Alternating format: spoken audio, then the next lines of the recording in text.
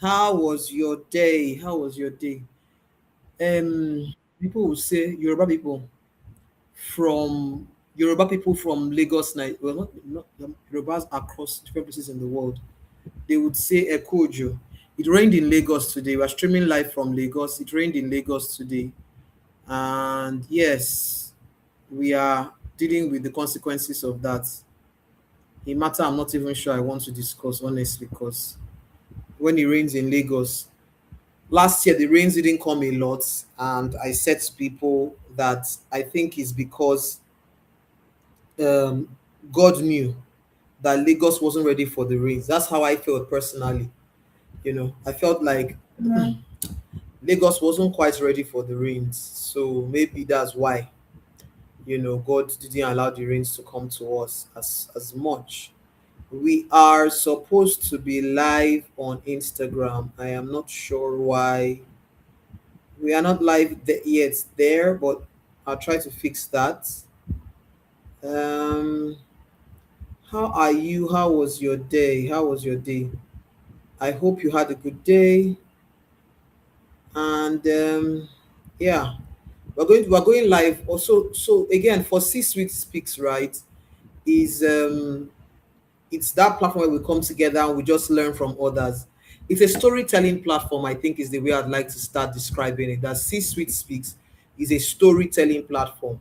C Suite Speaks is a storytelling platform where we begin to tell that story of where people are coming from and how you can find themselves. You can find yourself in their stories. So welcome everyone. If you're live on LinkedIn now, I we just got notification that the event was cancelled on LinkedIn. I don't know how, right? I'm not sure what's going on. But please, if you're live on LinkedIn, let me know if you can see us, please. If you can see us, because I don't know what's going on. I didn't know. My guest sent me a notification that said event cancelled, and I was confused. I'm not quite sure why it said event cancelled, but we are here. Okay, and it's saying that I'm live, so I don't know what's going on. So if you can hear me on LinkedIn, please let me know that you can hear me so I can bring up our guests. Please let me know, because I'm not getting the situation of things. I don't know why my guest was seeing event cancelled. I don't know why she was saying that. So if you can hear me, let me know that you can hear me on LinkedIn. On Instagram, I can see that we're live on YouTube as well. So it's C Suite Speak when you get to get a sneak peek. I'm waxing with the rhymes today. When you get to get a sneak peek into C-suite leaders' lives, into their history, literally. C-suite speak. C-suite speak gives you a sneak peek into C-suite leaders' lives. Super excited and grateful I get to do this, an opportunity to just impact my world and share stories. All right, so you are welcome. Super grateful to have you, and we're going to bring up our guest. It is 7:33. She's here, so we're bringing up our guest right away, right away, right away. Hello. Hello, Lady Cheta. Can you see me? Can you hear me? Yes, I think I can. Can you hear me? Ah, okay. Let me check my volume. Can you Let me hear check. me? Can you hear me? Can I Uh-oh. be heard? Ooh, good today. The network be good. It will be Let me good. let me try another network. Just a second. Let Okay, me another just. idea. Go ahead. Go ahead. So, welcome everyone. Let us know where you are joining us from. And I have gotten one on one feedback on the impact of C Suite Speaks, right? And I want to, oh, awesome. Thank you, Laraba. We're live on LinkedIn. I want to know if you can let us know where you are joining us from, it would be great. If you can let us know if you have watched other episodes of C Suite Speak, what you like about it, right? Let's know so that we can tell that yeah, I'm getting notifications that the event was cancelled on LinkedIn. I honestly don't understand that. However, it is still showing that I'm live and I'm streaming on LinkedIn. So I can see that we are live on LinkedIn, right? Um, wait for our guests to come in, and we're also live on Instagram. So how have you been following? Have you watched other C-Suite Speaks episodes? The beautiful thing about why we do this is to give you a, like I said, I'm liking this rhyming, a sneak peek, into C-Suite leaders' lives, and it's just to show you something that has become more front and center for me: the power of influence, the fact that we are designed to be influenced as human beings. Like, don't kid yourself saying that, you know oh, I can't be influenced. Oh, I mean, how do people say that thing? I'm self-made, I'm this and that. Well, truth of the matter is that at the end of the day, all of us are designed to be influenced. That's how life works. What I then define as adulting is the intentionality to craft your influences. So to sit back and say, since I know I'm going to be influenced, since I know I'm designed for it to be influenced, like I am designed to be influenced, then I must get wise with choosing who influences me. I think that's the wisdom as an adult, is to say, now I know I'm designed to be influenced, then I must get intentional with who and what influences me. That's wisdom. It's not going around that trying to fight influence and try. So ask yourself at work today, ask yourself today at work, what is your biggest influence? Who are your biggest influences at work? Are those influences what you want for yourself? Right? Those influences at work, are they? Are they? Welcome. Woo. Can you hear and see me? Hi, Cheta. Can you hear and see me? Oh, network. Network is going to be good. Cheta, can you hear and see me?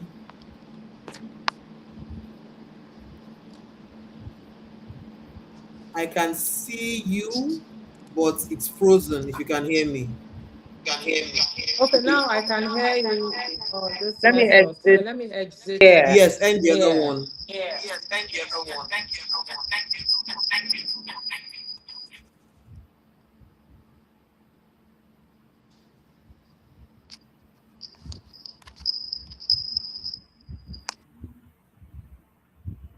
Have I ended? Yes, I think I have. Good evening, everyone. Can you hear me? Yes, I can hear you, but it looks Amazing. like it's frozen. Is it better now? Yeah, I can hear you. I can hear you. Let's carry on. Let's carry on, and it will Good. stabilize. It will Okay, that's stabilize. Let's good. carry on. Good. Hooray! We have our guest in the building. Hello, Eh. everyone. Great to be here. Great Awesome, to be awesome. here. Thank you so much. I don't take this for granted because your schedule is packed, compressed. You know, when they say it's shaking together and running over. Right? So I don't take it for granted at all. And so we're very grateful to have you here. I trust God that the network is going to be stable because of the rains today. So it will be stable and we'll have a great conversation. I think the other device, I've just managed to exit the other device now. Can you still hear me? Just let me know that you can Loud hear and me because clear. I can hear you loud fantastic. and clear. Great, great. Happy So that you can hear me. I will need some education here. Good evening, everyone. I want to also show that I am live, both on Instagram and LinkedIn. So how am I supposed to do that? You want to go live on Instagram and LinkedIn? So you said you're live. So is there a possibility of it being seen on my page? Is Being there seen on a your possibility? page. I need to Yeah, remember.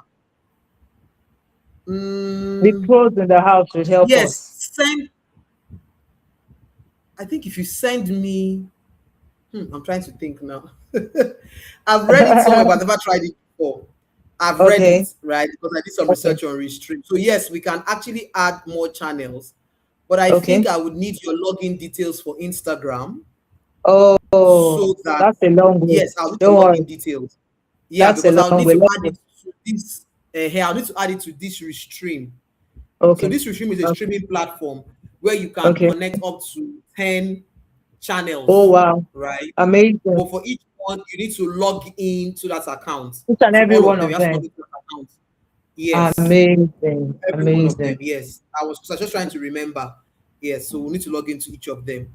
And I think that's what. Yes, we need to log because as I'm logged into my Instagram on the laptop now, that's the only way I can stream there. Okay.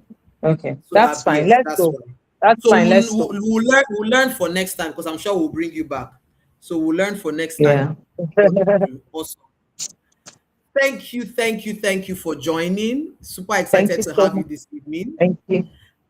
And the way C-Suite Thank you Speaks all. runs Thank you is all. Today we have okay. the way C-Suite Speaks runs, right? Go ahead. Is Go that ahead. yes, is that now the network is breaking a bit, but we will carry on, it will stabilize. The way it runs is like I mentioned to you, I give you a background, you introduce yourself, and I then can hear you. we just take the journey from there. All right. There is a delay. So, Cheta, can you leave and come back? Just leave and come back. There's a delay. Just let's try and see if it will make it work better. Leave, maybe because of the two devices is still clashing. Leave and then come back on this one that is working. Yeah. So let Cheta try to join back on the device that was working. And I know that it will be fine. We will be fine. We'll have a great conversation this evening. Right. So as I was saying about influence, influence is so powerful. And being an adult is waking up and owning that reality and saying, there's no need fighting and saying, oh, I cannot be influenced. Oh, I'm this. Oh, I'm that. No, it's wisdom to say, now I know I am designed to be influenced. What do I do to choose the kind of influence that will happen to me? So is the wisdom to get intentional with you. Yes, it's brighter. It was even blurry before. It's brighter. Good. Good. Yes. Good. Awesome. So I'm going to allow you introduce yourself, right? And then we'll just take the journey from there. So introduce yourself. I mean, the various parts of you, what you want to share. There is no rule around the part of it you want to share or not. And then from there, I'll just ask questions and the conversation will just go on. So over to you, Cheta. Welcome again. Amazing. Thank you so much, Neka. It's really, really a pleasure to be here with the happy coach. I'm really excited. And today, what I was thinking and I was praying, I said, God, what do I share about? And it now occurred to me that I really haven't spent time to sit down and reflect and pen down my professional journey. Yeah. So today I'm going to be sharing about my professional journey. Who is Chetachi? Who is Chetachi Okechukwu? So I'll just read a very brief summary of my profile so you know who I am, and then I'll go delve into my beautiful story. Okay, so Chetachi Okechukwu, fondly known as Chet. A lot of my friends call me Chet. My Instagram handle is Chet with Grace. And it's not an accident, it's really done on purpose. My um, LinkedIn handle is Chetachi Okechukwu. I currently am a deputy general manager with Fidelity Bank PLC, and I head one of the biggest regions in Fidelity Bank, one of the biggest divisions in Fidelity Bank. I've been in the banking industry for over 20 years. I've done banking for most of my career. I had a stint in the telecom space for just about 3 years. And basically, I'm being known as a turnaround specialist. And by the time I tell my story, you will know why people call me a turnaround specialist. I'm also a champion of disruptive innovation. I like to see things being done differently because I believe that when you do things differently, you're able to get exceptional and extraordinary results. And that's why I'm also called a turnaround specialist. I have earned, to the glory of God, accolades in the banking industry, inclusive of the Central Bank of Nigeria X Factor Female Award that was given to me in the year 2022. And that was to celebrate female bankers in the senior managerial space that are doing exceptionally well in their various businesses. And then recently, I think it was Guardian newspaper named me one of the um, top performing female bankers. This was January 2026 to be precise. Top performing female bankers in Nigeria.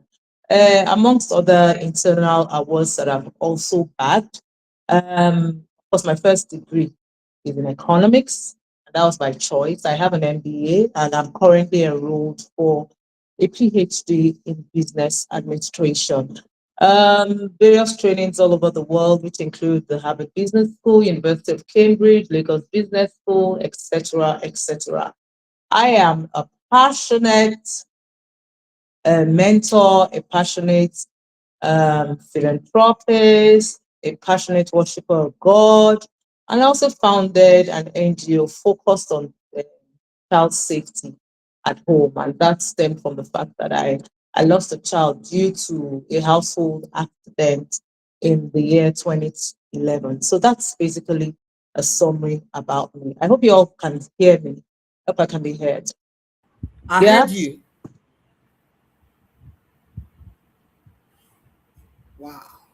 Okay. Did you guys hear that profile? Cheta is going to come back. Did you guys hear that profile? You're back. I'm back. Did, So any questions on my yes. profile, that was just a short summary. Then we go into the story because story is long. So the earlier we start, the better. Let's go. Good. Okay, so who is Chetachi? You've known Chetachi from the professional view. So I'm just a beautiful, young, extroverted girl. You know, I've been always been very playful right from when I was small, very adventurous, very restless. Oh my God. I remember when we were growing up, they used to write on my postcard, she could do better if only she could stop being a chatterbox. So I kept coming home with those results, chatterbox, chatterbox. So my mom would flog me. My mom would say, "Ah, how can you talk, why do to go and concentrate in school? You're talking to." My father now said, there's no need to flog her. You know, I was a teacher's daughter. Oh, don't flog her out. Maybe she'll use this talk party to help her to make money. Probably should be a lawyer or something. So my dad wanted me to be a lawyer, you know, but as a proper Igbo girl, not just Igbo girl, Anambra girl, I wanted to be a banker because I wanted money. I like the soft life. I love the soft life. I didn't want stress at all. So I wanted to be very comfortable. So those are one of my propelling factors, you know. And I always had that notion that bankers, when you see them always looking smart, sharp, maybe they'll just open the vault, collect money and do what they want to do. Not knowing that if 1 naira or a couple gets missing from the vault, they will lock up everybody.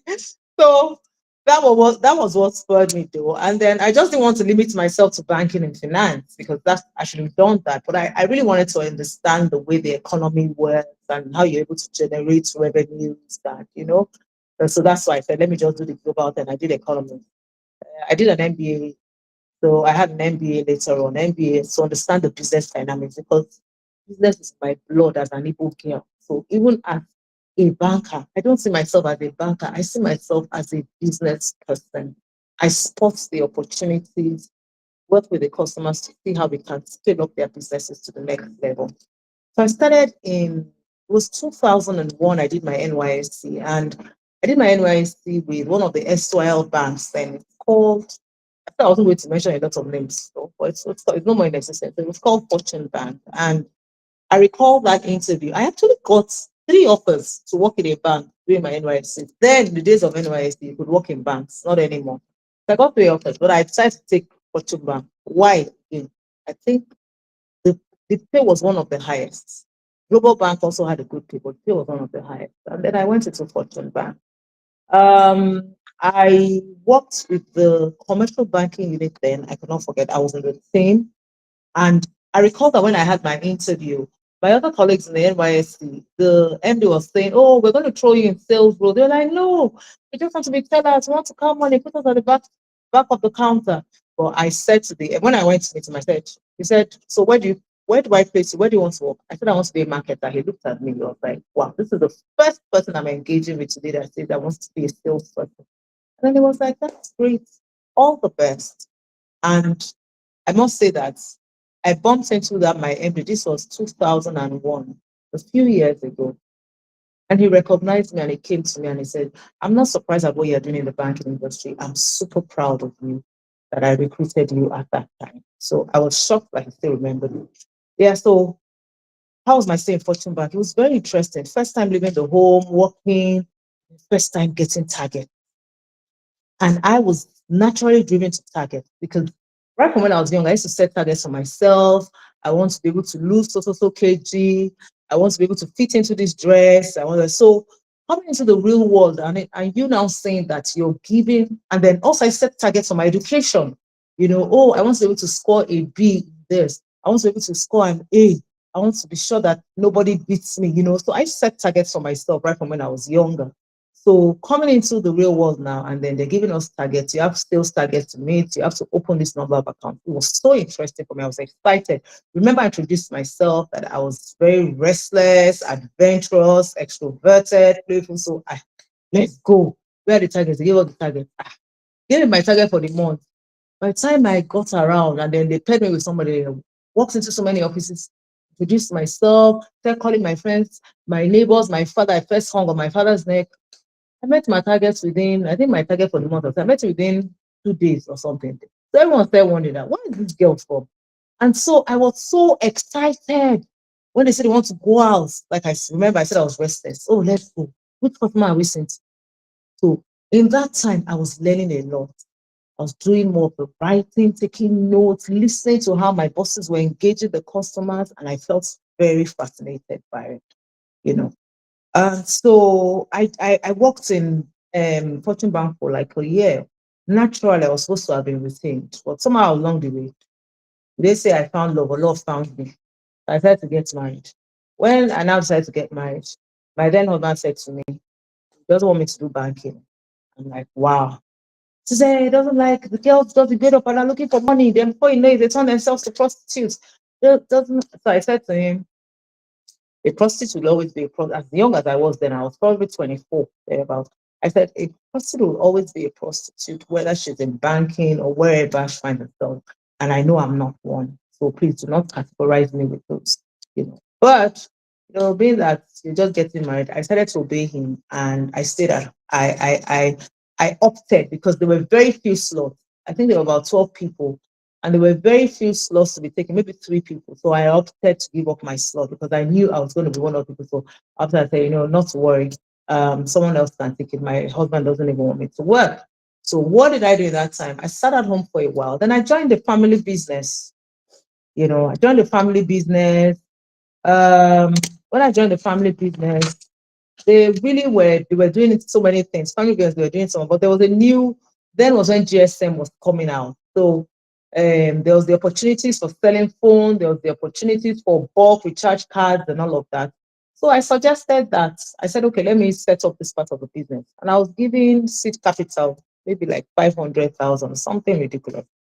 Within 6 months, I had grown the money to over 5 million.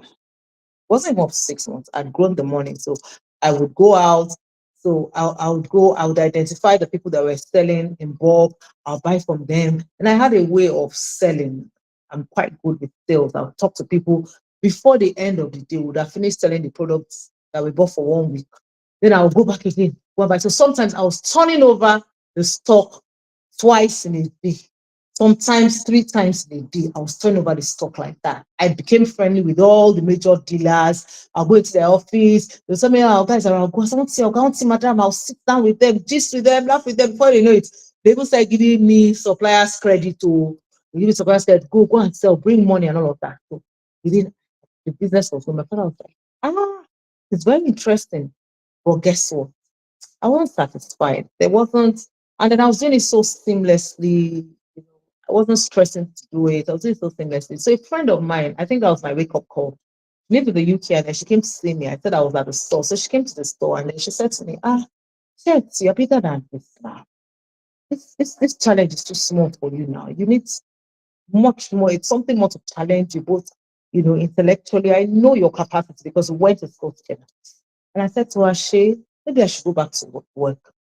And she said, okay, let me have your CV. So she gave me a CV and she submitted it at the then B Mobile office. And when I was at Fortune Bank, we were downstairs, B Mobile was upstairs. So what I forgot to mention, because I did so well in Fortune Bank, they set up a new branch and they handpicked a few of us to go and set up that branch because they knew we were going to do well. And we went into that branch, we did so well, we did amazingly well. And then I made, like I said, I'm very friendly. So the mobile staff were upstairs. When they're going down for lunch, I'm going down for lunch, I'm saying hello to them. Oh, how is work there? You guys are enjoying. You're not wearing up suits like us. You're just wearing jeans and casual, this and that. So I already got interested at that time. So I submitted. I was called in for an interview, and voila, I got the job. Where did I get the job? As a customer service consultant. I wasn't happy. But I was like, it's a good place. Let me just start up from somewhere. So I started, Chata speaking, Chatachi speaking, how may I help you? And they tell me what their issues are. And within minutes. So they will set a target for us. You have to answer like, to like 50 clients in a day, thereabouts. And guess what? Yours truly, before 1 o'clock, I finished my 50th client. So probably the shift is supposed to end by 3 or 4. I finished the shift by 1 o'clock. So of course it wasn't challenging for me. I'd done it. I got tired. I said, okay, are there vacancies in other other areas? And then there was this area of postpaid provisioning. So postpaid provisioning was like for the operators. Can you hear me? Postpaid operators. And those were the bigger boys that used to use BlackBerry phones at that time. So we used to help them download the BlackBerry, what's it called now? What you call application now from the App Store. Then it was done manually. So we would help them download it. They have issues with their line, their bills, and all of that. So I did that for a while, and it didn't challenge. It wasn't challenging for me. Like I said, loved challenges. I was thinking to myself, we'll be about to go back to banking. This was now 3 years into the line. Then one day I just saw that a friend of mine just came to meet me. Said, this bank is recruiting. I said, fantastic. I gave her my CV. And she dropped my CV. I went for the interviews, did all the stages, came out tops, and they gave me a job. Now the question was now like, this is what I love to do. But my partner didn't want me to do this.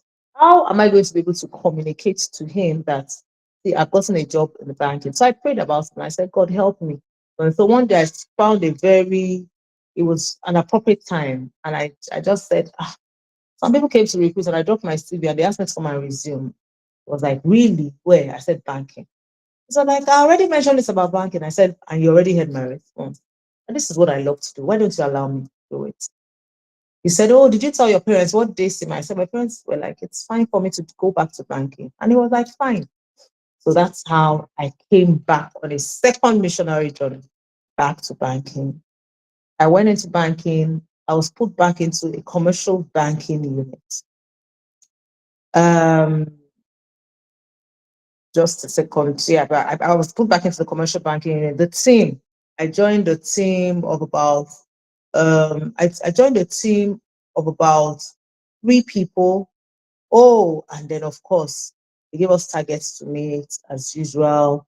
I went all out. I was dedicated. I was hardworking. I was telling everyone I knew, everyone I came across, this is what I do, this is what we sell, these are the benefits that you would get from patronizing this product. I was so passionate, and it didn't take time for everyone to know, a lot of people to know who I was. And they didn't even believe that that was my level at that time because I came in at second level. Yeah.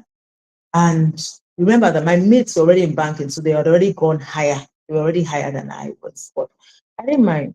I came back, so I was determined. I didn't look at them. I didn't carry myself like, oh, I came back and my mates are my mates are now higher than me. I was dedicated. I put in my hard work, my time into the job. I tried to understand, to catch up with the years I've been out. And I found that it was very easy to catch up.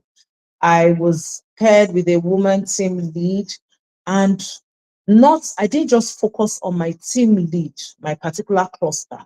I was also interested in what every other cluster was doing in the whole branch because it was a big branch. I was posted to the head office branch at that time. So it was a big branch. We had so many sales people, so many, man, we had a lot of teams here. So I had a relationship, not just with my team here, with all the other team heads there. I wanted to learn what they were doing, how they were getting results, and all of that. I was very inquisitive. And before you know it, the results started rolling in. I was doing so well. You know, I was teachable, I was ready to learn, and I was ready to deliver. I earned loads of accolades at that time. We'll come for meetings and they're like, "Oh, why don't you find out what Cheta is doing? Why don't you find out what Cheta is doing?" You know, and to the glory of God, within 6 months, my confirmation came. But guess Hmm. what? It came with a surprise. It came with a promotion. That was a Wow. surprise of it. I was like, and so of course, you know, when success has friends and also has enemies. So when it came, the promotion I was like, what did she do? What was the expectation? I think she did, blah, blah, blah, blah. I said, sent me a lot of envy and jealousy, but it didn't distract me. I was focused, you know, still delivering. And unfortunately, a lot of that was it was coming from women, you know. They say women were our greatest enemy. It was coming from women. And what I did at that time was to get close to uh sorry, 1 second. I'm still working. I'm still actually in the office. So let me just Sorry. copy the send because it's the last working day of the month. So we're Oh trying to yes, close up our yes. book Okay, so to let me make sure let that me we give you close a today. minute or two to do that, and then I will just Okay, highlight some things and that's recap while fine. you're doing that. Men, ladies and gentlemen watching, if you have questions, send. But I have been typing hard, and trust me, clearly we are going to have to bring Chetachi back because the questions popping in my mind as she was sharing her journey so far have been so enlightening. Like you get into a place, and many of us, when you say, I mean, I tell people that when you say marketing, I'm like, please, oh. But after being in corporate for about maybe 5, 6 years, I realized that I actually did enjoy marketing. I remember I would engage people on the phone, and they would be like, what are you doing in this particular field? You should be in marketing, because the beauty about work is that when you put your heart into it, your true person, your true strengths come out. Many of us get into a job because we don't like the role, or we don't like the title, or we don't like whatever it is. We just don't bring our A game.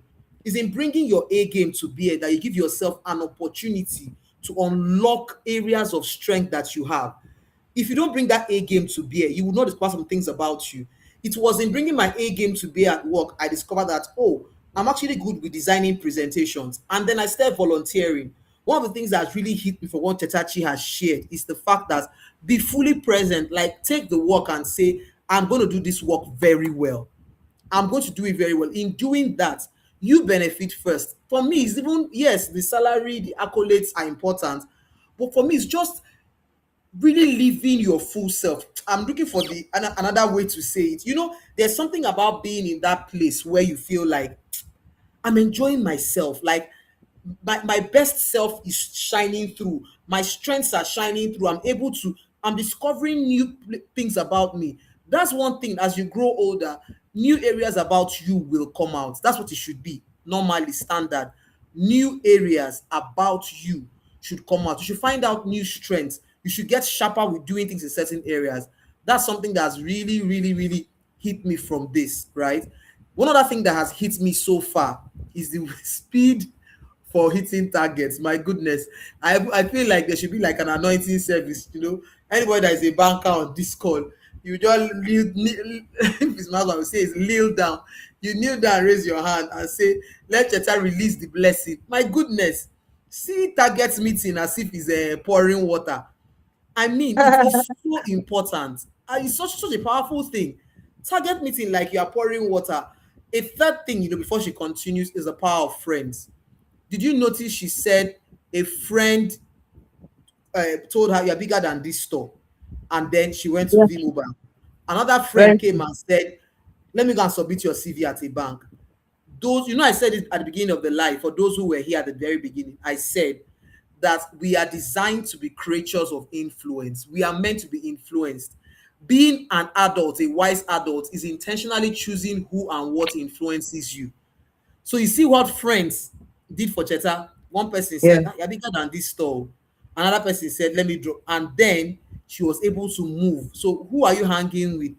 All these people you're hanging with and gisting and trading gossip in the office with. How far, how markets, how is it helping? You know, you must be Very true. intentional with who you Very, very, surround very, yourself very, with. very, very true. Very, very true. Neka, you're very, very correct. You have to be very intentional about people you surround yourself with, because Hmm. the people you surround yourself with is the true reflection of who you truly are. And one of the things that has helped in my journey, I don't surround myself with my mates. I always look for people that are more experienced than me, because I want to be able to learn from them. And that has been my story till date. I have friends that are MDs of banks, chairmen of banks, because that's where I'm aiming to. So I look, even while I was younger, I looked at, I was as an ABA. ABA is second level, right? My friends were basically assistant managers at that time. I'll sit with them and say to them, please tell me, how are you able to do the turn out this transaction? What are the things I'm supposed to look out for? And I would offer myself to, take for instance, go and disburse a facility, because I want to learn how to do it. And when I go to the legal team, I become friends with them. And I start to think how they are thinking. When they say, why don't you have this document? I ask questions. Why do you need the document? What is this document supposed to do for the bank or for the customer? So I'm always very inquisitive. And so by the time I've done 2, 3 transactions, I know what to look out for, so that by the time I bring my documents, you don't waste my time. You just tick, tick, tick. This is here, this is there, and this is there. So I try to get as much knowledge as possible. And so, like I said, in the bank that I was, without mentioning names, it was almost like the women were becoming a bit envious. I noticed it. So I started to lean towards the male team heads, and they were putting me through. I was learning. I was learning. At some point, because the person I was reporting to directly was a woman, and the other day I sat on a panel, and there was a simple question that was asked, and they said, who is that singular person that influenced you so much in your career, that pushed you to where you are today? And honestly, I can, looking back now, that lady is one of the people. Even though it was in, you would tell me to be a negative influence, but she frustrated me that I said to myself that nothing will stop me. I'm moving forward. She frustrated me. I had to work harder to make sure that I do all that needs to be done. And so she doesn't find any fault with my work, even though at the end of the day, she will still find a fault. But in my mind, I knew that I had vetted it through a lot of other team heads. And they would come to me after, don't mind her, you did well. There was no reason for her to take, so she it's like that enemy that is pushing you to become the better version of yourself. That's what she did to me. And honestly, I held no grievances against her. At some point I went to her and I said to her, I forgive you. We're not best of friends, but when we see we have a very good, fair relationship. Yeah. So at some point I got tired. It was really frustrating. And I said, I think this is the time for me to leave. Yeah, I need to look out for. So guess what? I started looking for another job. And another job came. This time around, it was an international bank. We were looking for someone to come and take over a portfolio there. And I ran, did all the interviews. I did exceedingly well at the interviews. And I cannot forget, in their head office, they called me to take my offer letter. And I took my offer letter. I read through it. It was good. As I was about to sign, the Holy Spirit said to me, tell them you are pregnant. I was expecting my second child, but my tummy wasn't showing at that time. Let's basically tell them you're pregnant. So the HR officer that came to me, and it was a good offer. It was almost like a double promotion from where I was at that time. I said to her, I have one more thing to say before I sign this. I'm pregnant. When I said that, she said, hold on. Let me go get the divisional head and let the divisional head know. So she went and told the divisional head. The divisional head came back and said to me, oh my God, I wanted to join the team. I was so eager for you to join the team, but I just learned you're pregnant. Honestly, I don't think it's a decision you should take now. I think you should go have your baby. And after your baby, we'll give you a chat. If the vacancy is still there. We'll invite you to come back. I cried. I said, God, this was my second pregnancy. God, maybe I shouldn't have told her that I was pregnant. That I knew I would have still done this job, whether with pregnancy or without pregnancy. But looking back now, I just know that our ways are not God's ways. God sees the end from the beginning. So everything that happens, just stay true to the course because it's still going to take you to where He wants you to be. Even though it doesn't happen the way you want it to happen, the most important thing is the end result, and you will get to the end. So you remember at this time I was already frustrated. I wanted to leave where I was because it was frustrating me. So I had to go back. Fortunately, I was pregnant. I said, okay, hopefully they will leave me alone. But it got really bad during that pregnancy period.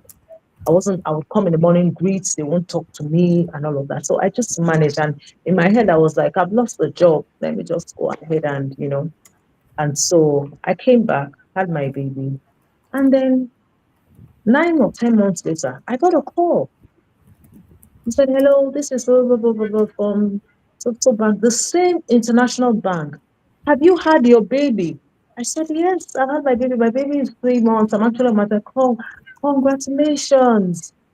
Are you still interested in working with us? And I'm like, wow. I said, yes, yes, yes, I would love to work with you. I was so excited. They were like, okay, but the only thing is that particular position you interviewed for is no longer vacant. God is awesome. Looking back, I just saw that God's hands were in everything. It's no longer vacant, but we have another vacancy. Are you interested? I said, yes. So when would you like to come for an interview? I gave them a time. Went for the interview. 1 or 2 people on the old interview saw me and recognized me. Oh, you're looking beautiful. Oh, you're thanks. No wonder, So I had an interview, went on well. Awesome God. On that interview panel, looking back now, I met a woman, and this is 15 years after. She is my mentor, my what's it called? My professional mentor. She's one of the MDs of the Nigerian banks. I met her on that panel, this second panel. Until date, she is still my professional mentor. There's no professional decision I want to make till date that I don't bounce it off her. So you see the way God just orchestrates our parts. So I had the interview. I resumed the new assignment. Apparently, I didn't know the new assignment, the place they had sent me to. A lot of things were not going wrong. The numbers were down. Things were not working. And the last set of people they went there, I heard there was a big fight. They had to dismiss some of them and all of that. And so it was almost like, can anything good come out from this location? And then I went in there, got into the location.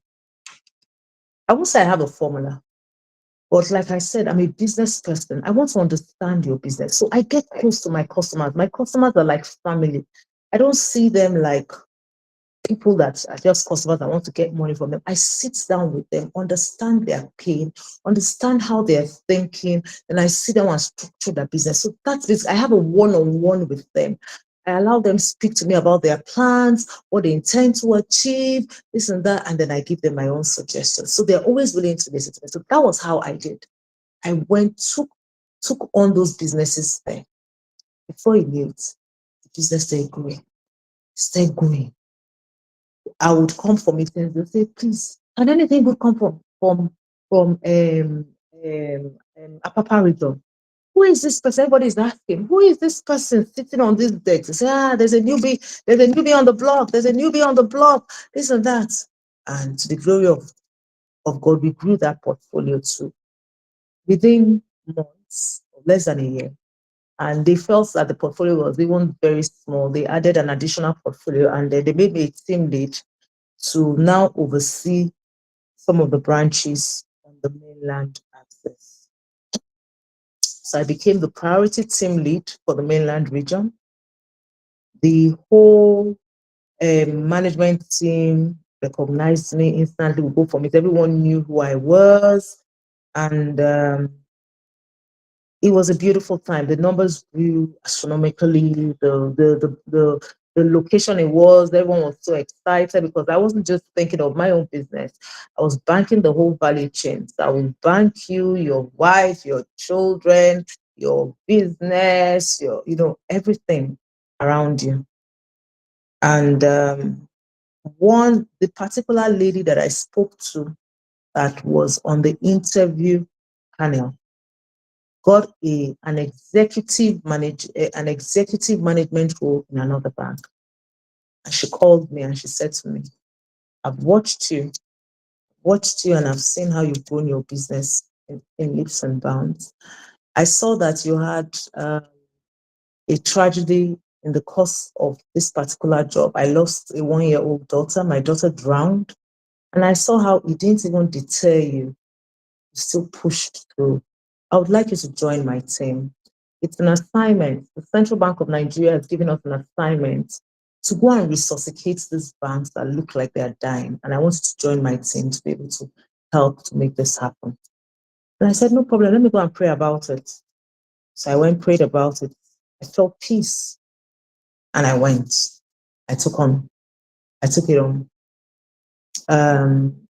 it on, and when I took it on, we went. It was a lot of work, but we did very well.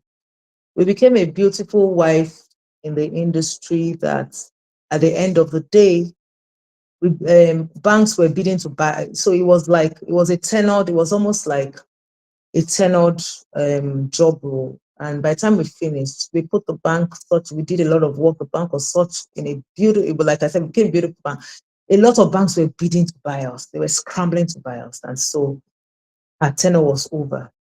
And when her tenure was over, because of the performance, she was invited for other interviews in other banks, bigger banks. And she was also given employment in that other bigger bank. And she beckoned on me again. What would she do? You always go with your winning team. And she said to me, Chet, oh yeah, let's go. We have job to work. We have another work to do. We have another job to do. And so that's how I found myself in the current bank I was in. Before I came in, there were really no vacancies. So let me say this first of all. So I had a stint with a smaller bank. Whilst I was with a smaller bank, there was no structure in place. I got in there. I was the most senior branch manager at that time. But there was no structure in place, no structure to drive performance. I initiated the structure from the scratch and made people accountable for their actions and their performance. And I started having meetings with all the branch leaders within my locality, finding out what their challenges were, coming together to share and see how we can rise above those challenges and perform. And before you knew it, that location was doing well. And guess what happened? They pulled me out from being a branch manager and made me like the area manager of that particular location. They made me the area manager. That's how I had the experience of being an area manager. And I didn't learn it from everywhere, but I just saw that everyone was working in silos and it wasn't going to help the location. And I said, no, we can't work like this. So I sat down and I built a structure, having weekly meetings, call memos, we sit down, we discuss, we find solutions on how to engage the head office team and all of that. So you see, it was while I now became an area manager. So the bank that wanted me to be a branch manager. But immediately I got this elevation, I said to them, I also want to do the branch managerial role again. That if there's a space for an area manager, I will take it. They're like, no, this is a much bigger bank, this and that. I said, well, you guys don't want me. If you want me, then you will give me what I want. And they asked me to come in for an interview, and I came in for an interview, and the rest is history. I got the job. But guess what? When they gave me the job, they posted me to the worst performing region in the entire bank. I don't know whether they did that on purpose. I don't know, but they sent me to the worst performing region in the entire bank. The numbers were very bad. Let me give you a sneak peek. The year before, their revenues were negative of billions. The year before, their revenues were in a negative position, billions. So when I went there, I was like, oh, where am I going to start from? I went back to God. I said, you have to give me the footprint. So I've not done this job before. I'm not going to fail. You have never failed me, and you won't fail me on this assignment. Because I really prayed before I took on this role.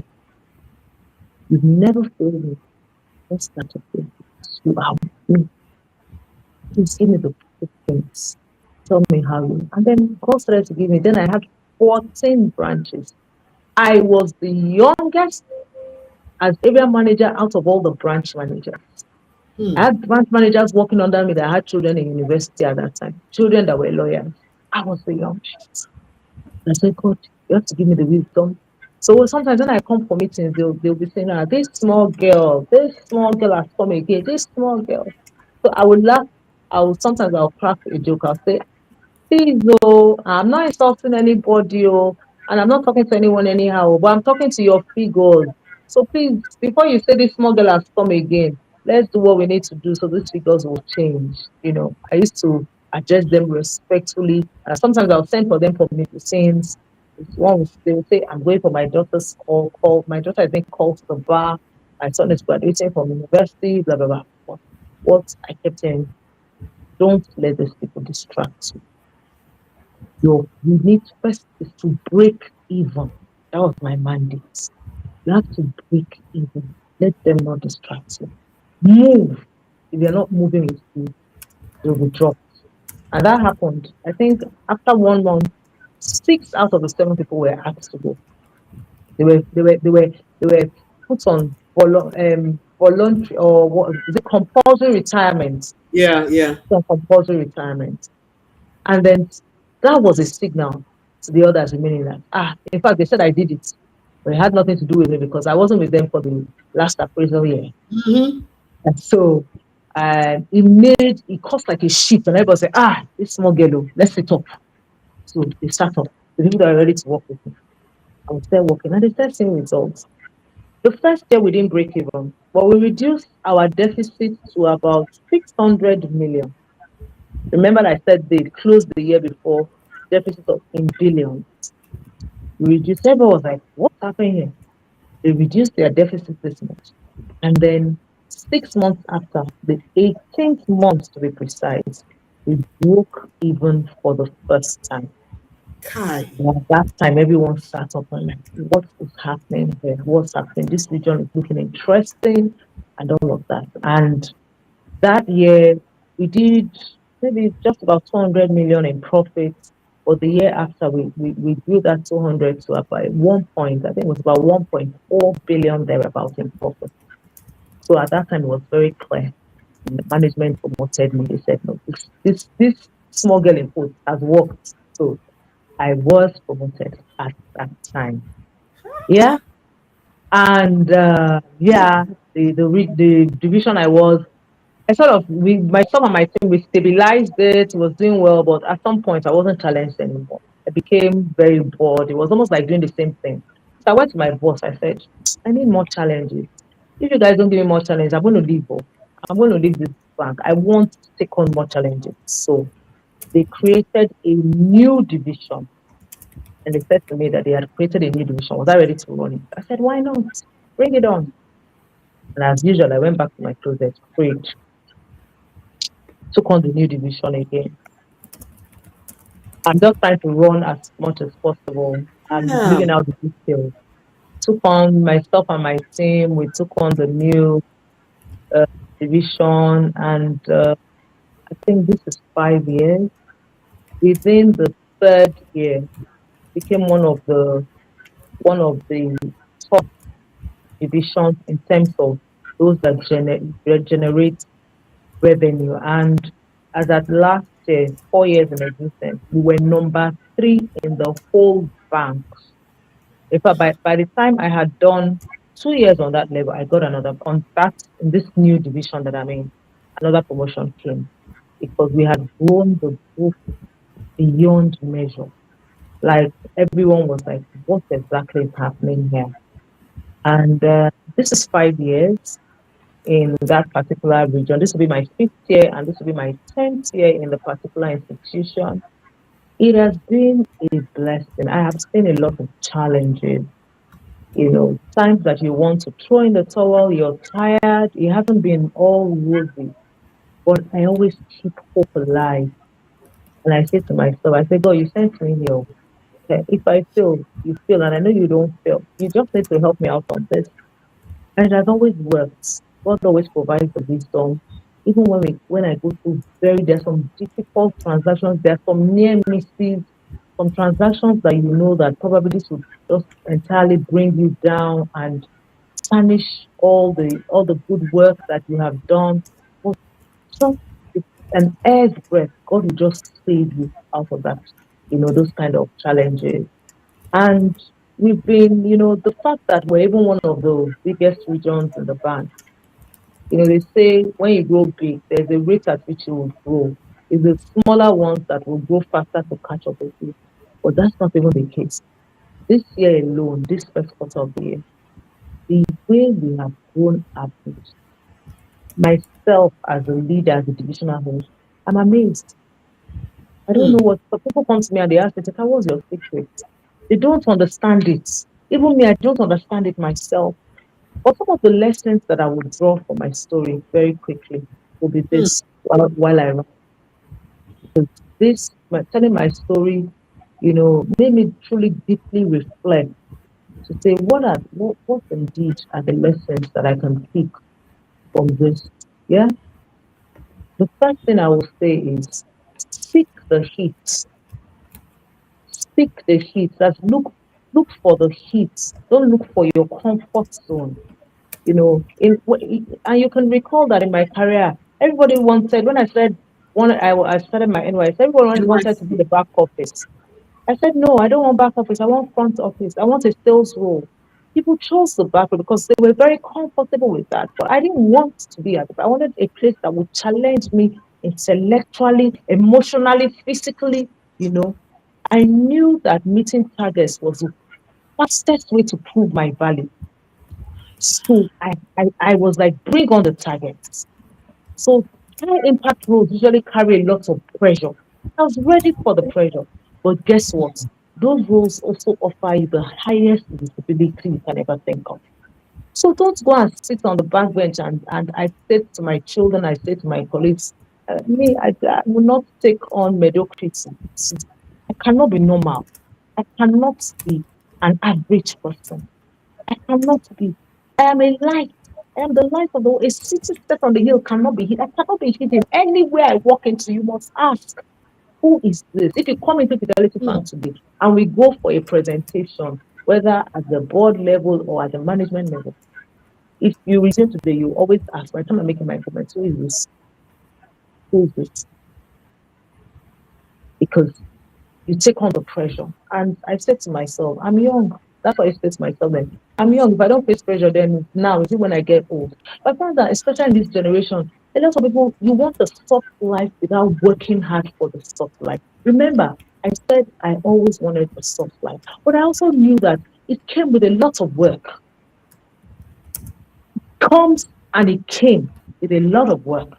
So I had to put in the work to be able to enjoy soft life. So that's one of the lessons I wanted to share from my story. Seek the heat. Hmm. Choose your discomfort over safety.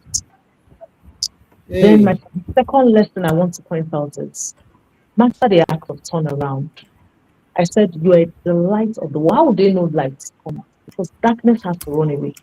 Sorry, I hope I'm not turning this into a spiritual session. Don't mind me. No, no, The no. spirituality Please controls carry on. No. everything.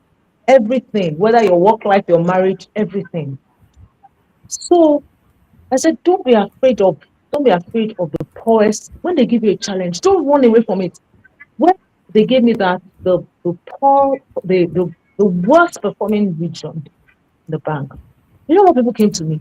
They said to me, so they hate you this much that this was the region they had to send it to. Don't you know that this region has eaten like three other people and men for that matter?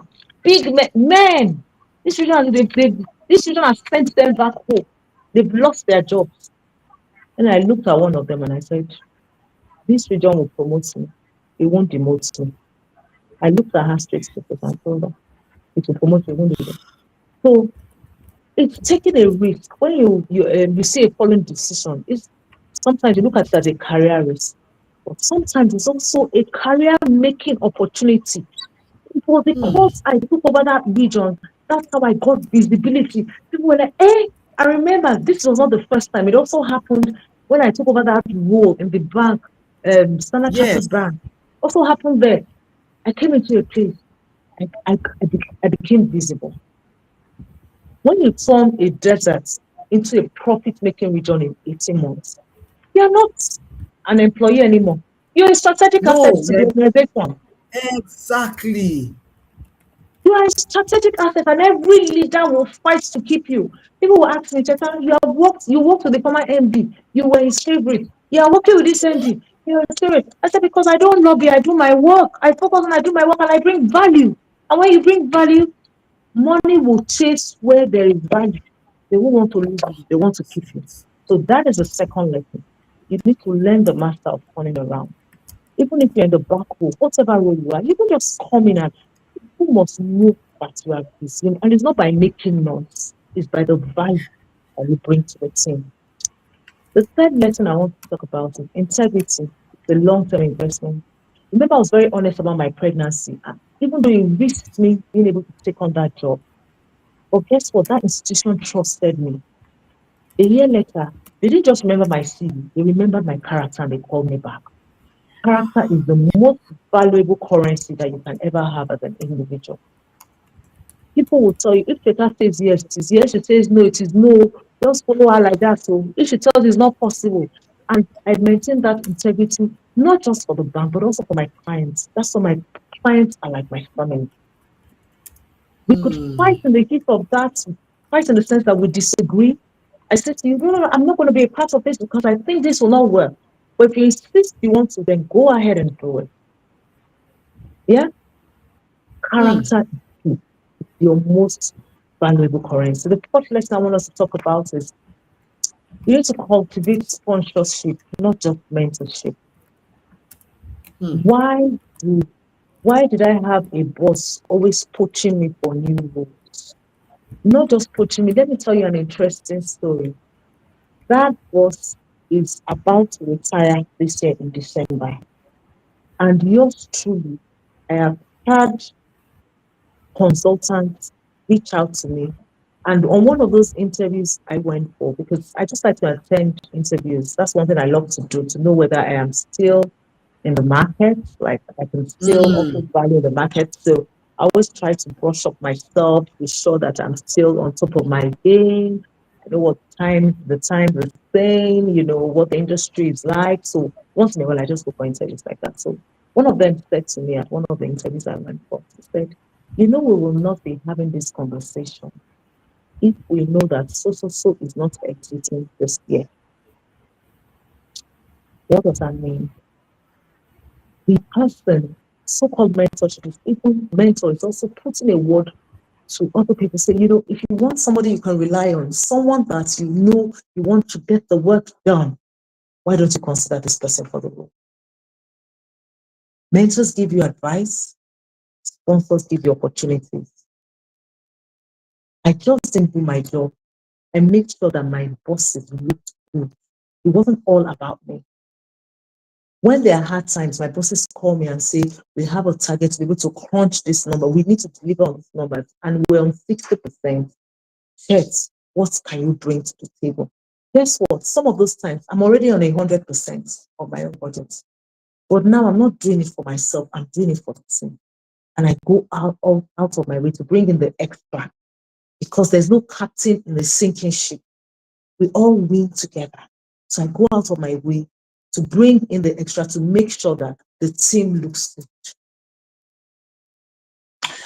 I made my leaders look good. So when they even went to bigger banks, they remembered me. They didn't want to go without me.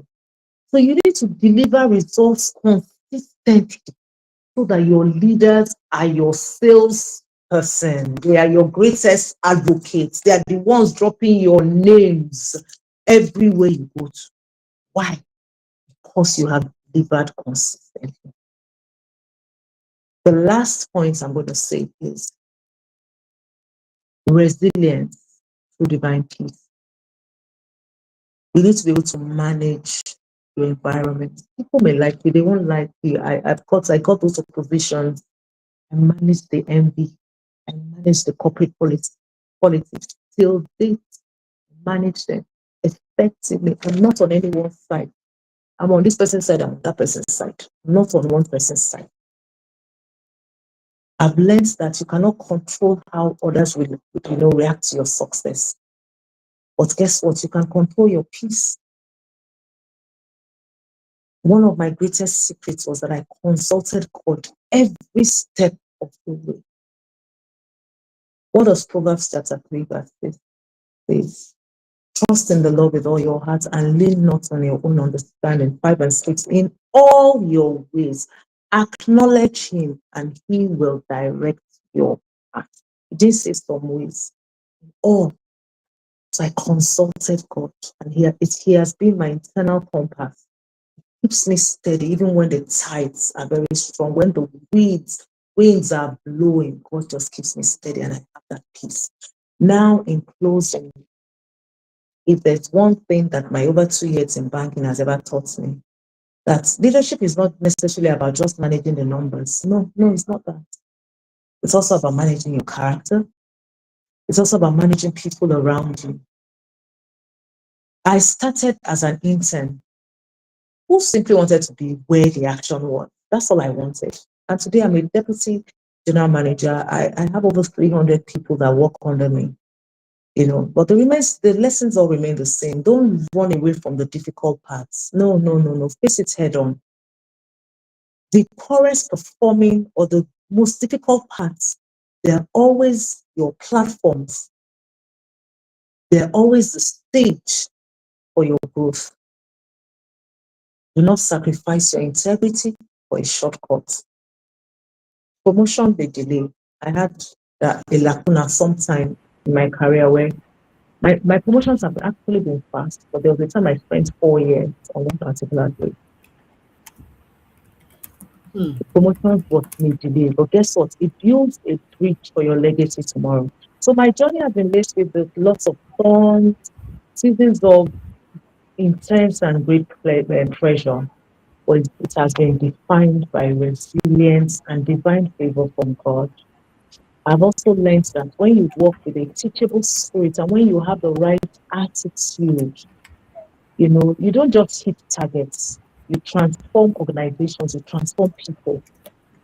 And so to anyone that is listening today that you think that you're punching below your capacity, I want to say to you, you need to stay hungry. You need to stay transparent. You need to keep building. Don't slow down. Don't give up. Because once you continue to deliver excellence consistently, guess what? The doors won't open. They will find you. Thank you very much. It's been a pleasure being with you this evening. Wow. Wow. Wow. Hey. Hey. Hey. Should I show you my notes? I've been Let me see. frantically typing, as in I'm going to do a video and send it to you on what I've been practically typing. Some sentences are half because just while I'm typing down, another one will strike. I'll just do enter and go to the next one. Honestly, we are going to bring you back because I reckon that you have some stuff to tidy up, right? So I'm not going to keep you much longer. But I'm going to just keep you just for like 2 minutes, and we're going to wrap this up. That's good. That's fine. Yeah, just 2 minutes or thereabouts. First is to say thank you for sharing so intentionally. I think that this has been one of the most, and I'm being very honest about this, one of the most prepared episodes that we have had. And what I mean by most prepared is that you have walked us on a journey, not just waiting for me to probe and ask, but you came prepared with your busy schedule, and I honor and celebrate that. And then you teased out the lessons for us. My goodness. Wow. And I'm like, she's not even joking. Like, she took her time, reflected on her journey, and then she teased out the lessons. In you see, the thing with communication, which you would know, is it's not just, I can tell you go away, and I can tell True, you it would be nice if you change location. They are two true. different things, but the end point is the same thing. Go away, Yeah. it's nice if you change locations. You did the second part. So the Wow. lessons were not just, clear. It was just, I see, ladies and gentlemen that are watching, I hope you were taking notes, because seriously, I took notes all the way. Do you understand? And for me, it's such a beautiful thing to see that there is stories of sacrifice and great in where you are today. That's It it. didn't fall on you. Before That's it. we leave, right? Because there are more, was more I want to ask, but I also understand. Look at the time. Please. Can you expand to us a bit more about the place of God in your career? And here's what I wanted to share with us. Okay. How do you pray? How do you hear God? And talk about how you were able to just maintain that communion, with God. How were you able to do that? How do you pray? How do you hear God? That even when someone came to you and said, "Do you know that 3 men have been swallowed by this branch?" You were like, you answered, "This thing will promote me to not demote me."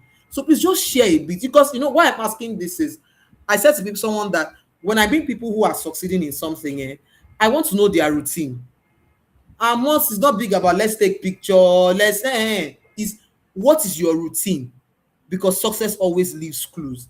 And you mentioned God and the Holy Spirit uncountable times in this. So please, let's talk about that and then we'll wrap up. Mm.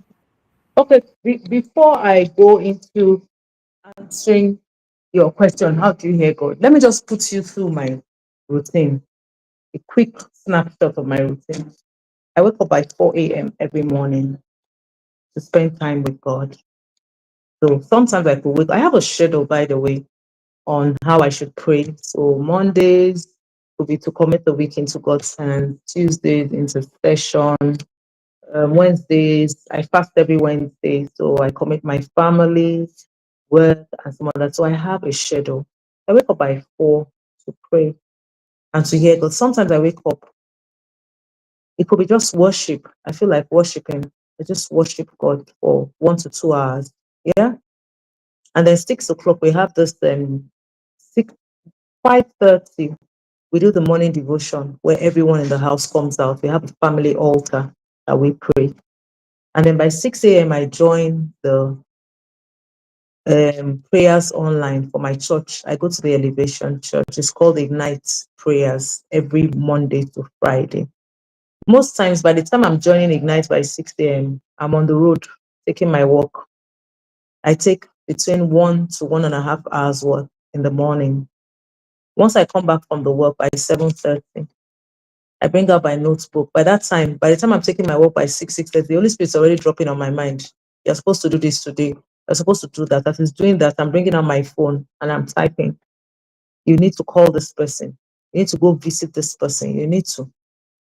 And then I'm bringing out that. So by the time I come back from my work by 7:30 to 8, I sit down, maybe on a cup of tea or something, and I'll do out my plans for the day. Then I hop into the bathroom, take my bath. 9 o'clock, I leave for work. But fortunately for me, my house is just about 15 minutes to the office. That's my schedule. I come back in the evening, spend time with family, and then catch up with hobby and all of that.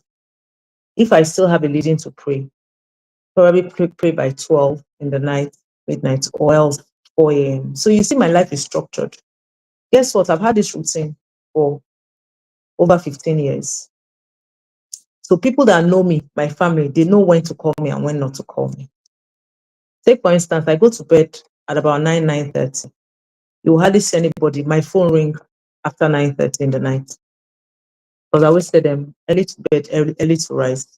So you hardly people that know me know if you call Teta after 9, if she mistakenly picks, whatever she's saying to you, don't take it seriously. It will be mixed with sleep and all of that. So that's my routine. I've maintained that structure for a while. You talked about prayer. Prayer is communication with God. It's not closing your eyes. God, please help me to pray all through the day. Wait, some of us are married here. Do you communicate with your spouse in the course of the day? My husband went to Ghana this morning. I've spoken to him like how many times? How's your trip? How did everything go? How did everything plan? This and that. Is everything coming up? This, that, that, that, that. I call the children, they're in school. How are you? By the way, I have four, I'll say three adult children, three in university, the other one is secondary school, and then we have a baby of the house. So, adult children, check up on them. How are you doing? How's everything? That is communication. That is not talking. So guess what? Apart from quiet moments in the morning, when you bring your Bible to study and talk to God, you must also communicate with Him all through the day, even in the little. So by the time you start to engage God for the most little and the absurd, there's some things I'll tell God and I'll start laughing. Like, say, God, as I mentioned this office now, I just feel that there's one contract on the table. I will now laugh, laugh, laugh. I will not hear the Holy Spirit say, you are on contract. You are, So it's that communication. You're always able, before you know it, by the time you communicate with your spouse and you're sleeping and somebody talks to you, you know whether that person is your spouse or not your spouse. You said it's not the voice of my, no, it's not the voice of my husband. It's not, no, this is not him. My husband can't stand this way. So there's some suggestions, there's some thoughts that will come to your mind. You throw it out immediately. Now, coming to where you said, you remember someone said this to me. One thing that we as Christians must deal with is our identity. Do you know who you are? A lot of us don't know who we are and what we can. If you do not, my prayer for you is that you ask the Holy Spirit to open your eyes. You know the way Elisha told his servant, God, open his eyes, let him see the chariots that have surrounded us. So you will know who you are in Christ Jesus. And you can only find out who you are in. I know who I am. I am God's favorite. I am the apple of God's eye.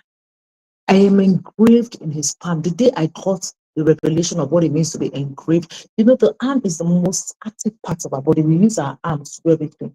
So the way the Holy Spirit is saying, when God does like, who does it? When it does like, who does it? I am engraved in his palm. So anytime before he thought that it is me, he has thoughts about me, and those thoughts are thoughts of good and not of evil to bring me to an expected end. So I know who I am in Christ Jesus. That's why I know I cannot fail. That's why I know that I am the light of the world. That the city set on a hill cannot be hidden. Even though things are not looking right, I know that in the end, I'll be victorious. It says, though it tarries, wait for it. It will surely come. It may not happen the way you want it. Guess what? In the end, it will still come to pass. So because I know who I am and I know what I carry, it's very easy for me when someone comes and tries to mock my God, because it's not me you're mocking. And why did they pray at the most? They won't swallow me. This place will promote me. And did he promote me? Yes. That same place that ended up the career of 3 men was the same place that I got my elevation. So wherever you are in the marketplace, if you're an entrepreneur, whatever value you're offering, you should offer it like a king's kid. And because I know that I am the daughter of a king, my service to the king cannot be ordinary. It cannot be like a lexical. It cannot be mediocre. It cannot be. It has to be. Have you seen have you entered into a king's palace before and see the way they are being served? You will see that it's a routine. Even in the Bible, when you bring out fine linen, wrapped with this, wrapped with that. So when you're a child of the king, you should carry yourself like one. And so your offering should be a sweet smelling savor. Your work cannot be anyhow. You cannot offer, because if you're offering your employees or you're offering, you're tarnishing the image of, you're spoiling the reputation of your Father. And our God is excellent. And that brings me to a passage that I always share with my younger ones and my colleagues. It says, show me a man who is diligent. I will bring him before kings and not me. Just be diligent between your work daily and what God will do to you and with you. Remember what I said? A door won't open. There will be doors that will be flung open. Just stick at what you do. Don't give up easily. Don't throw in the towel. Continue to talk to God. Sometimes we do a big ceremony around it. I want to pray. I want to sit down. It's not like that. My father gave an example that I cannot forget. And then there was this lady, Life with Olori, that gave this example so that has always stuck with me since I saw it. Since when your children come into your room, you don't knock like that. Just open the door. We have a 5-year-old daughter. We know when she comes into the room. Bam. That's the same way. You don't have to take permission. Can I come in? Can I? The other, the housemates and co will take permission, but you will not take permission. That's the same way you should approach God. He says, come into his throne of grace and receive grace and mercy. It's abundant for you in time of need. Of course, I know I'm a king's kid, and it's a privilege that God has allowed me to have access into his presence. I'm thankful for it, and I make sure that I use it. A lot of us don't know what we carry, we don't know what we have, and we are shortchanging ourselves. So that's just a summary, because I know that God never fails. He will never fail. He has never failed. He has a track record. There's a song that says he has a track record of keeping his words. He's not a man that he will lie, nor the son of man that he would repent. So I hold on to his words, both in secret and even in my heart, as I go and I hold on to his words. God, you have to honor yourself. It's not me, it's not Chetachi. You're honoring yourself so that they would see you in my life. They would see you in the work that I do. They would see you in the way I communicate with others. They would see you in the way I treat my staff and my colleagues. Rest is all about God. I don't play with this. Thank you. I told people, and I tell people, and I say it, that I started C-Suite Speak. I started this podcast, this show, because I felt like we have stories to tell from the African perspective, and I felt like people needed to tell their stories. I tell people that when you hear the story of somebody's yesterday, a leader's yesterday, and that their yesterday looks like how your today is looking, then you are encouraged that your own tomorrow can look like their today. So that's why I said C-Suite Speaks. But sis, let me tell you something has happened. At every point in time when I'm at a crossroads, right, and there's a decision to take, or God is telling me something, he uses C-Suite Speaks to clarify that it's me that is saying this thing. It's me. I'm very honest with you. I'm doing a project and some things were happening, and I was like, as you were speaking, he was saying to me, you see, I was telling you earlier today that you need to be conscious of who you are. You don't know how you're important to me and what you are. That's what it is. Thank you, Lord. So hearing you say this, I'm like, okay, Lord, I get it. I'm here. Lord, I'm listening. You're like, okay, I've heard. I'm hearing. That's how I feel now. So I want to say thank you very much. I don't take this for granted. People have stayed live listening. It's like they are it's like they are glued. They're like this. People are saying, it's inspiring. Thank you. This, that. It's been a lot of learning happening for me. And like I said, I have about 3 pages of notes. I'm not even joking. And I will put a video and send to you so you see that I'm not joking. People are dropping comments on LinkedIn, on Instagram. I like the comments. Okay, they're on LinkedIn, right? Yes, they're on LinkedIn. Okay. I don't know why that event was cancelled. I'm not sure what happened. I don't know. I just got notification that it was cancelled. So I'm just streaming live plainly. Because I now noticed I was trying to link the event to the video to the event, but it wasn't connecting, and I didn't know that it was cancelled. This was when you said it. I now know. So people are saying things like, yes, I enjoyed listening to her. Sorry, thank you, ma. Absolutely amazing. Stay hungry. Mentorship, sponsorship over mentorship. Growth does not happen in the comfort zone. Don't run away from a challenge. The comments are, and I want to say thank you. Amazing. Beautiful thing about this C-Suite Speaks is that it stays live and people are able to rewatch. Right? Fantastic. Yes. It stays live on LinkedIn. It's there. People are able to rewatch, right? So it's be there for them to see. Thank you very much. I don't Thank take you this so for much, Neka. granted. It's been an honor. God bless Thank you you. so much. God bless And you too. we will have hear more great stories. I know we will hear more great Yes, stories. Thank you yes, to you will. everyone. Please do well to repost on your page. If you've gotten value, everybody watching, repost. The whole idea is you can grow. Your tomorrow Yes, can be greater that's if you it. put the practices into these principles into practice. It's simple. Take the principles, practice them. Your promotion is ahead. It's just that simple. Take the Yes, principles, practice them, promotion is ahead. That's how it works. yes, Thank you very yes. much again, Chetachi. I Thank you, am very, very everyone. grateful. Neka, Thank happy you, coach. everyone. Thank God you so bless you. much. Bye. God Thank bless you you. all. Bye. Thank you. Bye.